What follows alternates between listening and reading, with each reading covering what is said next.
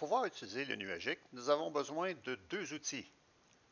Une application web, c'est-à-dire une app service, et une base de données. Dans le menu Hamburger, je m'en vais dans App Service. Je clique sur le plus Créer en haut à gauche. Application web. J'indique mon plan d'abonnement actuel. Le groupe de ressources, je fais Créer nouveau. Je vais l'appeler Ressources, au pluriel, Café Urbania. OK. Des informations sur l'instance, le nom qui composera votre URL. Dans mon cas, Café Urbania API et mes initiales, dont le reste de l'URL est ici, .azurewebsites.net. Publie le code. Pile d'exécution, je clique. Choisis .net LTS. Région, je clique. Choisis Canada Est. Le plan Windows reste comme ça. Le tarif de planification, c'est gratuit F1. Je fais vérifier et créer. Je vérifie si tout semble être OK en rapport à ce que j'ai spécifié comme paramètre. Je clique sur Créer. Le déploiement de mon app service est en cours. Le déploiement a été effectué avec succès. Je clique sur Accéder à la ressource. Dans Domaine par défaut, je clique. Un nouvel onglet s'affiche. Et on aperçoit en haut, dans la barre d'adresse, justement l'URL que j'ai réservée pour mon app service. Je vais pouvoir consommer mes services API à partir de l'adresse qu'on voit ici en haut. Je ferme l'onglet. Je peux arrêter l'app service en cliquant Arrêter. Comme elle est gratuite, cela n'a pas beaucoup d'impact. Si j'avais à payer le temps que je ne l'utilise pas, je pourrais l'arrêter. Et je peux évidemment la redémarrer avec le bouton Démarrer ici. De retour dans l'accueil, je vais maintenant créer ma base de données. Je m'en vais dans le menu Hamburger. Je clique sur Base de données SQL. En haut à gauche, je clique sur Créer.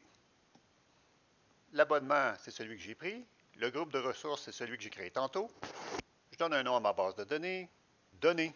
Le serveur n'existe pas. Vous cliquez sur Créer nouveau. Vous donnez un nom à votre serveur. Café Urbania, serveur, BD, aux initiales, car le nom doit être unique, LB. Et je vois ici l'itinéraire pour rejoindre ma base de données avec le .database, .windows, .net. Emplacement, je clique Canada, centrale. Dans la méthode d'authentification, je clique Utiliser l'authentification SQL. Je donne un nom à mon administrateur. Choisissez le nom que vous voulez. Je l'appelle gestionnaire. Entrez un mot de passe pour votre base de données. Ne l'oubliez pas. Répétez-le. Puis cliquez sur OK.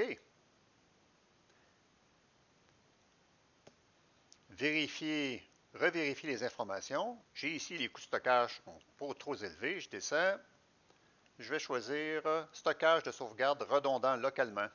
L'environnement de charge de travail va être développement. Je clique sur développement. Je vais aller voir les coûts. Je suis rendu à 5,26 US par mois. Vérifier, créer. Créer. Le déploiement est en cours.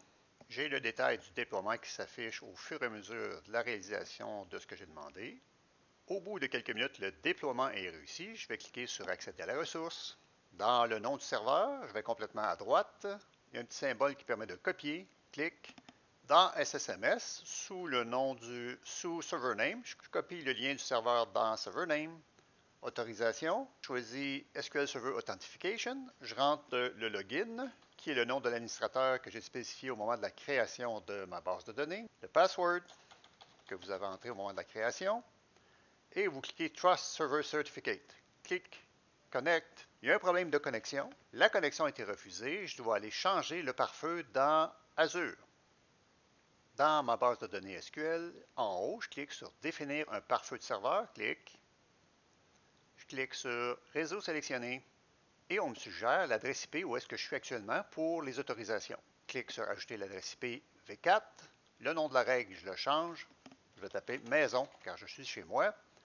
Mon adresse IP début, mon adresse IP fin. Donc, c'est une plage assez étroite pour accéder à ma base de données via SSMS. Et je clique en même temps Autoriser les services et les ressources Azure à accéder à ce serveur. Enregistrer. Les accès réseau ont été mis à jour. Je retourne dans SSMS. Je fais OK. Je fais Connect. Je suis maintenant autorisé. Je m'en vais dans Database. Café Urbania données ici. C'est le nom de ma base de données. Et les tables sont ici. Évidemment, mes tables ne sont pas encore là. Il va falloir faire un Update Database à partir de l'application en se connectant sur l'instance de Azure.